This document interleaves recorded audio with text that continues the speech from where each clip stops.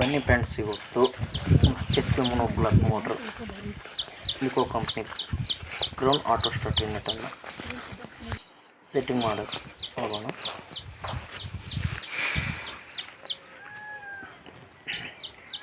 ಇವ್ರು ಇಟ್ಟಿಗೆ ತರ್ತಾರಲ್ಲ ಸೌಕರ್ಯ. ಮೊದಲಿಗೆ ಫ್ಯೂಸ್ ರಿಮೂವ್ ಮಾಡ್ಕೋಬೇಕು. 3 ಫ್ಯೂಸ್ಗಳನ್ನ ಆಮೇಲೆ ಆ ಬಲ್ಪ್ ಇಲ್ಲ ಮನೆಗೆ ಯೂಸ್ ಮಾಡ್ಕೆ ಕೆಂಪು ಬಲ್ಪ್ ಬಿಡು.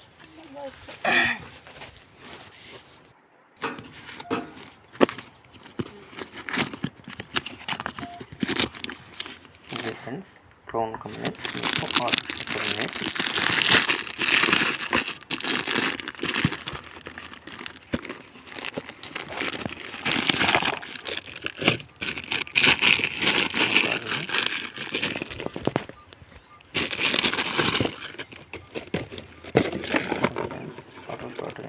ಸೆಕೆಂಡ್ಸ್ 1.15 HP ತನಕ ಹಾಕ್ಬೋದು.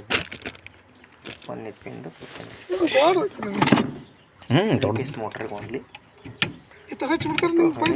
ನಮ್ಮ ಆಟೋ ಸ್ಟಾರ್ಟ್ ಅಲ್ಲೇ ಬರ್ತೈತೆ ಅಲ್ಲೇ ಬರ್ತದೆ ತೆಗೆಯೋಣ.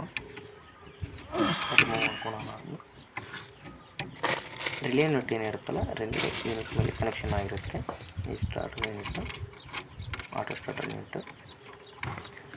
ಹಾಗೆ ನಮ್ಮ S1 S2 ಒಂದು ರಿಮೂವ್ ಮಾಡ್ಕೊಂಡು 2 ವೈರ್ನ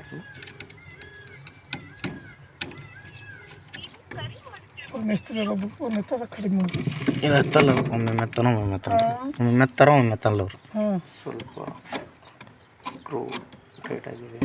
ಮುಂಜು ಮಿಸ್ತ್ರಿ ಬಿಸ್ಕೆಟ್ ಬಿಸ್ಕೆಟ್ ಬರ್ತದೆ ನೋಡೋದು. ತೆಗಿಯೋದಲ್ಲ ಈಗ. ಹಲೋ, ನಮಸ್ಕಾರ ಮಿಸ್ತ್ರಿ ಅವ್ರ.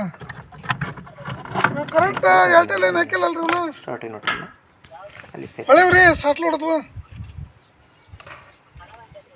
11 ಗಂಟೆ ಕನ್ರಿ. ಏನು ಒಂದೊಂದು ದಿವ್ಸ 11ವರೆಗೆ ಹಾಕ್ತಾರ, ಒಂದೊಂದು ದಿವ್ಸ ಹಿಂಗೆ ಹಾಕ್ತಾರ. ಫಿಕ್ಸ್ಡ್ ವೈರ್ಗಳು ಬರೋಲ್ಲ, ನಾವೇ ವೈರ್ಗಳನ್ನ ಹಾಕೋದು. 5 ವೈರ್ಗಳನ್ನ ಹೌದ್ರಿ. S1 S2 2 ವೈರ್ಗಳಿಗೆ ಇಲ್ಲಿ RYB, R phase, Y phase, B phase, ಆಮೇಲೆ S1 S2.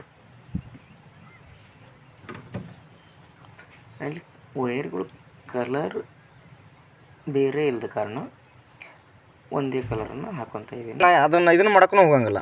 ಈಗ ನಮ್ಮಂತರ್ಗ ನಮ್ಗೆ ಗೊತ್ತಿರ್ತೈತೆ, ಅದನ್ನು ತಿನ್ನಕ್ಕೂ ಗೋಳಿ ಮಗನ ಅಂತಾನು.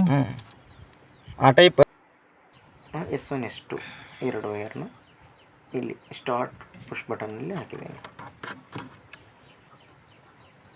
RYB ವೈರ್ಗಳು ರಿಲೇ ಮೇಲ್ಗಡೆ ಕನೆಕ್ಷನ್ ಆಗಿರ್ತವೆ. S1 S2 ಸ್ಟಾರ್ಟ್ ಮಾಡೋ ಬಟನ್ ಮುಗಿತು ಫ್ರೆಂಡ್ಸ್. Okay, thank you.